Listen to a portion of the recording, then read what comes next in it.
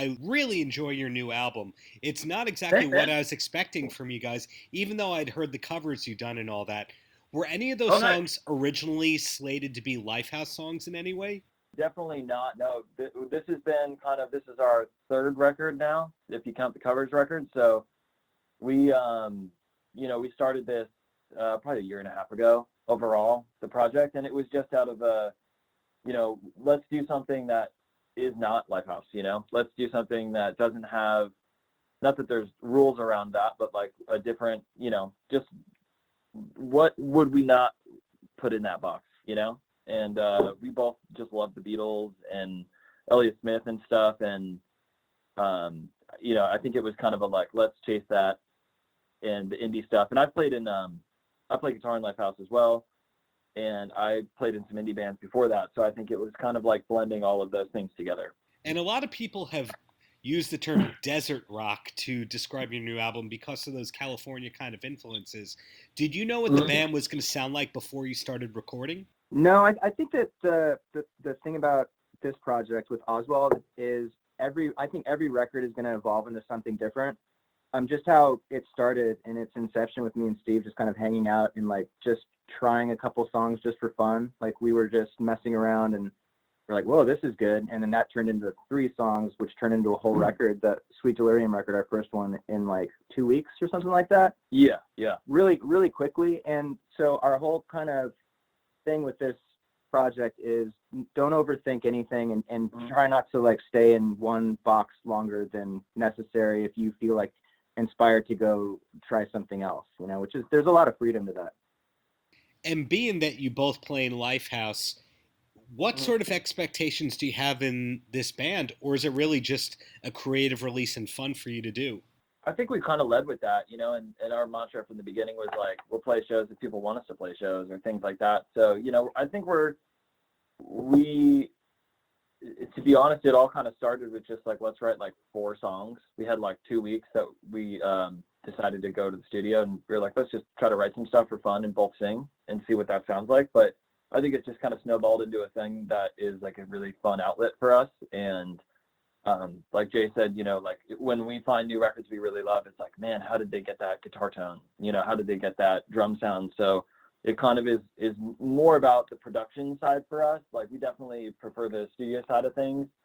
And, it's also been a really fun way for us to meet some new folks and as producers, because we produce this stuff ourselves, obviously, and, produce some other artists that get it and like that sound and kind of want to find their way into that lane as well. So it's kind of just been a fun thing to fill out the calendar for us. And especially since Lifehouse is getting busy again, it's for me, my not frustration, but just a little bit of a frustration just with how the old music business would work. It's like you would put one album out every like 3 years because you would have to do endless promotion and countless tours.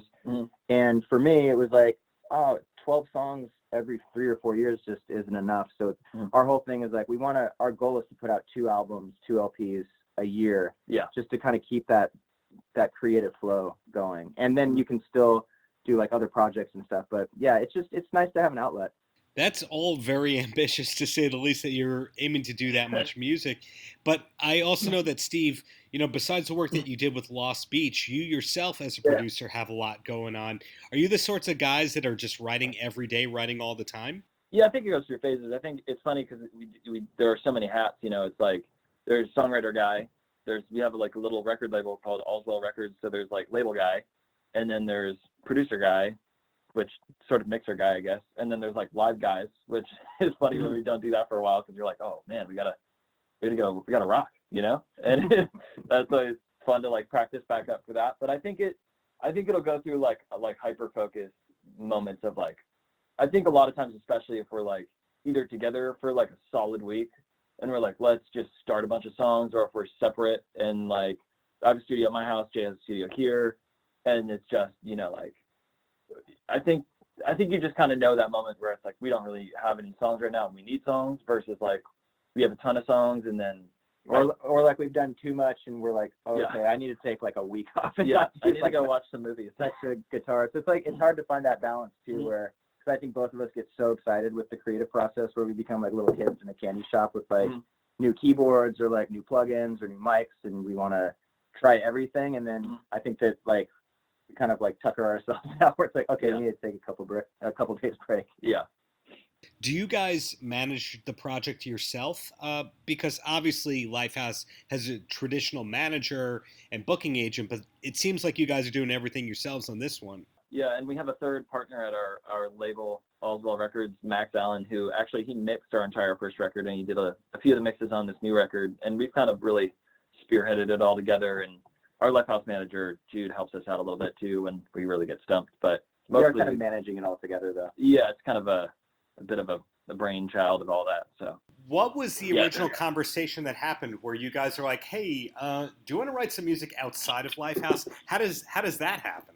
I think that initially my main engineer kind of left and went on the road with this other band, and so I don't really run Pro Tools or do any of that stuff, so I do like an engineer to facilitate me writing songs and stuff, which I did a lot on my own with Lifehouse. I collaborated with our manager Jude a little bit, but did a lot of it on my own with just an engineer. And so Winnie kind of went into a different direction, right? I called you. Yeah. We were on a tour, a Lifehouse tour, and you kind of gave me the heads up. When he was on the tour, he was out with us for that, and you were like, I think he's going to get really busy. You know, I probably will need a new engineer. And so I came home from that tour and I was like, I'm going to go produce everything I can so I can like figure this out and get better at it. And I've been doing it off and on for a long time, but Lost Beach was like, I think that's when I started that project with my friend Johnny, and we kind of just made a couple records like on our own, and that was like a really good way to, you know, just get like better at that stuff. And then it was funny, the moment of like, oh, we can use Logic too, because I was a Logic guy versus not so much Pro Tools. And I thought that was the hurdle.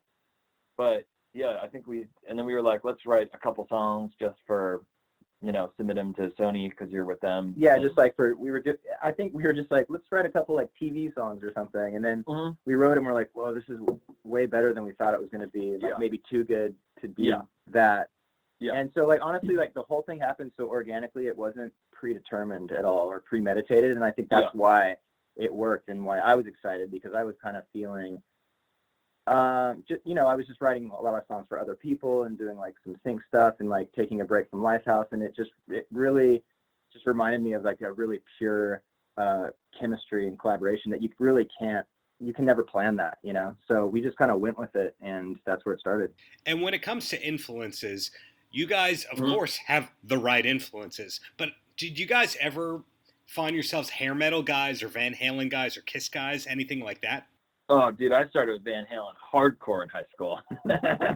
I knew every song. I couldn't do the hard solos, like the jump solo. Could never do it. But like Panama, Eruption. I think I could play Eruption at one point in my life. I think my mom was really conservative growing up, and she didn't let me listen to that much music. And so as soon as I like moved out of the house, I think I skipped that phase and went straight, because I was at the age where it was like I was obsessed with Nirvana and Pearl Jam and like all the Seattle bands and stuff. And then that augmented into like a love for the Beatles. Like it was such a musical discovery for me between the ages of like 16 and 19. And then I found Elliott Smith, who became one of my all-time favorite songwriters and artists. So yeah, I think I definitely have an appreciation for it, but I think that I missed that and then kind of went to the post-grunge thing. So you never had a Motley Crue kind of phase? No, not really. I mean, I definitely appreciate it. Our bass player in Lifehouse loves. Oh, he loves to rock. Yeah, I think he loves that stuff. I love that stuff still. I have such a soft spot in my heart for that. My dad plays music. He plays keys, and we had like a cover band in high school. And like Journey too. Oh, Journey's is number one for sure. And so nostalgic. Yeah, that's stuff. I would go through 6-month phases. I would just get like super obsessed with one band, and it was like Van Halen. I think Rush was one of them. I think the Doobie Brothers were one of them. All over the place. I like it. But there's so much to learn from all those bands, and then it was like, I think you discover. Then I think I like kind of like circled back to like the '90s stuff, and then got into the indie stuff later on. You got to the indie stuff basically sooner than I did, funny enough. I think that you like music finds you sometimes when you're not even looking for it. You know, even like Elliott Smith, for me, like I was signed to DreamWorks when I was like 18, 19 years old, and Elliott was on that label, and I remember someone giving me like a promo copy of XO, and just like driving back in my little really shitty truck, just kind of listening to it over and over and over and over, and just got obsessed with it while I was making No Name Face. So it's like, I think that my songwriting kind of took a shift after that first Lifehouse record too, to be more, I don't know, just conscious of chord changes and melody changes and stuff. Like it had a big influence on me. 2 quick questions, and then you guys are free. And the first one is the ØZWALD name. Did you know that you were going to have the O through it when you came up with the name? Is that also from the Danish alphabet? I think I was like a fan of Borns and some other bands that were like, it just seemed like a rite of entry of like the indie thing. Jay came up with the name, and then I was like, let's cross through the O. There might be another, like, there might have been another ØZWALD out there, and we needed to like do something to make it not the same too. I can't remember, but I think that with the name, it's so tough too, right? Like finding a band name when you already have music. And I think that this one came really quickly because I think the music just reminded us of the name and vice versa. Like it just, the music sounded like ØZWALD felt like the music, you know? I think it just looked cooler with the cross through it, like looking at it too. I think a lot of it is that it's like your band name. It's crazy how like a font will make a difference of your band name feeling like a cool band name versus not, you know? Totally. And there might have been a little like, can we clear this? Yeah, band name. I think it's part of that. Maybe we'll like cover our tracks. Yeah, we'll just flash through that guy. Great. So in closing, any last words for the kids?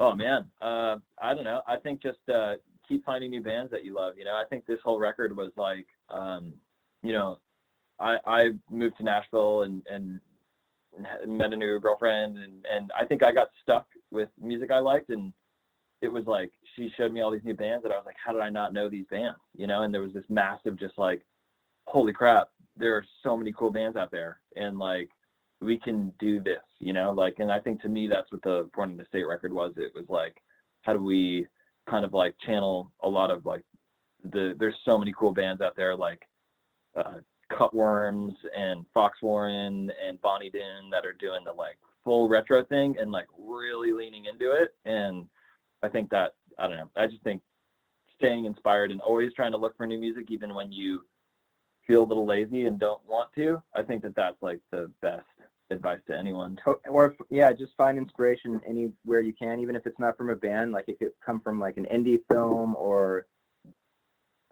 I don't know, anywhere really, you know. You just always try to stay inspired.